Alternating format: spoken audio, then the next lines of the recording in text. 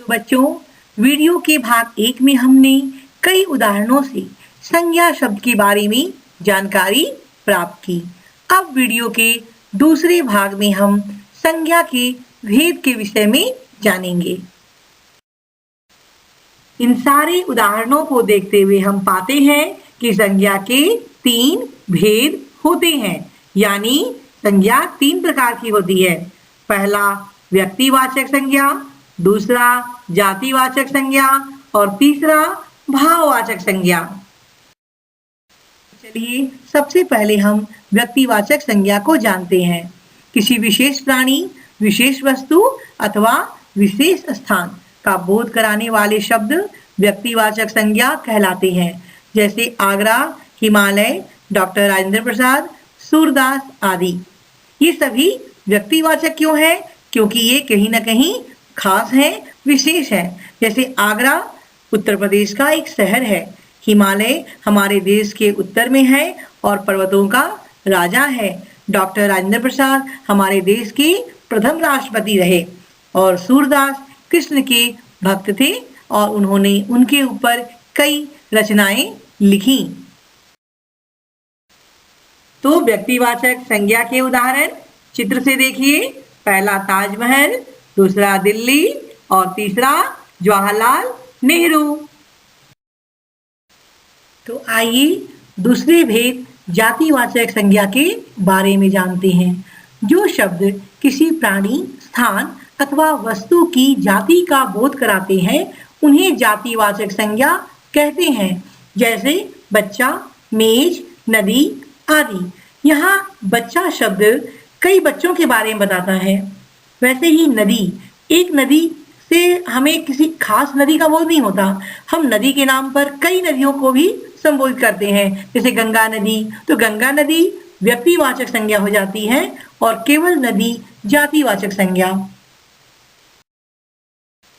यहाँ बालक और सैनिक 2 चित्र हैं, ये जातिवाचक संज्ञा के उदाहरण हैं।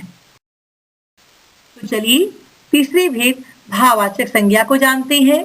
जिन शब्दों से किसी व्यक्ति या वस्तु के गुण, दोष, स्थिति या भाव का पता चलता है वे शब्द भाववाचक संज्ञा कहलाते हैं, जैसे सुंदरता, ईमानदारी, सफलता आदि। एक फूल हमें सुंदर लगता है क्योंकि उसमें सुंदरता छिपी हुई है। ईमानदारी, कोई लड़का हमें ईमानदार लगता है तो हम कहते हैं कि उसमें ईमानदारी का गुण है। इस तरह ये शब्द भाववाचक संज्ञा कहलाते हैं। आइए हम कुछ शब्दों से भाववाचक संज्ञा बनाना सीखते हैं। बूढ़ा, बुढ़ापा, वीर, वीरता, सुंदर, सुंदरता, मीठा, मिठास। हम कोयल की बोली सुनते हैं और कहते हैं कि कोयल की बोली कितनी मीठी है, यानी हम उसकी बोली में मिठास का अनुभव करते हैं। तो यहाँ मीठा से मिठास शब्द जो बना ये भाववाचक संज्ञा हुआ। आगे ईमानदार, ईमानदारी, बच्चा, बचपन, उदास, उदासी, प्रसन्न, प्रसन्नता। तो ये हमारे कुछ भाववाचक शब्द हुए। तो आज हमने इस पाठ में जाना कि किसी वस्तु, व्यक्ति, स्थान या भाव के नाम को संज्ञा कहते हैं। संज्ञा शब्द के 3 भेद हैं। व्यक्तिवाचक संज्ञा, जो शब्द किसी विशेष प्राणी, वस्तु अथवा स्थान का बोध कराते हैं। जातिवाचक संज्ञा, जो शब्द किसी प्राणी, स्थान अथवा वस्तु की जाति का बोध कराते हैं।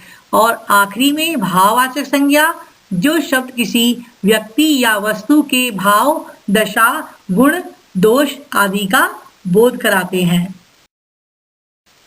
तो बच्चों, आज वीडियो के भाग 1 और भाग 2 के माध्यम से हम सभी ने संज्ञा और उसके 3 भेदों के विषय में जानकारी प्राप्त की। इस पाठ पर आधारित अभ्यास प्रश्न हम अगली कक्षा में करेंगे। आज आप इन दोनों वीडियो को 2 से 3 बार देखेंगे और इसे समझने का प्रयास करेंगे। इन दोनों वीडियो के अलावा आपको एक असाइनमेंट दिया गया है जिसे आप आज पूरा करेंगे। तो बच्चों, हमारी कक्षा आज यहीं समाप्त होती है।